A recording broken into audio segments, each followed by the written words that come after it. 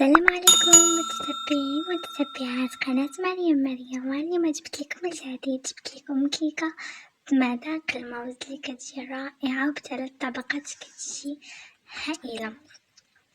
كنحتاجو 2 ديال البيضات بالحجم الكبير، واحدة رشيشة ديال الملحة وكاس ديال السكر. كنضربو مزيان داك السكر والبيض حتى كيتجانس الخليط وكيضاعف الحجم ديال البيض وكيرجع بحال هكدا ابيض.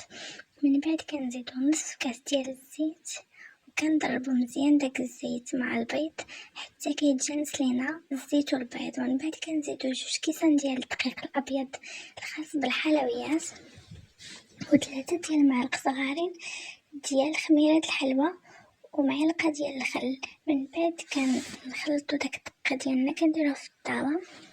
انا درتها الطاوه، درت ليها ورقه ديال الزبده دهنتو باش ما يلصقش ليا. من بعد ما طابت لينا الكيكه كنقلبها وكنسقيها بالحليب والنسكافيه، كنثقبها مزيان وكنسقيها.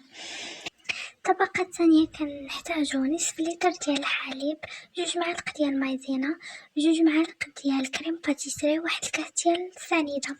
كنخلطوهم مزيان هكا بارد وكنديروهم فوق البوطه كيختار لينا الخليط. كنزيدو له معلقه ديال الزبده وواحد الفانيا.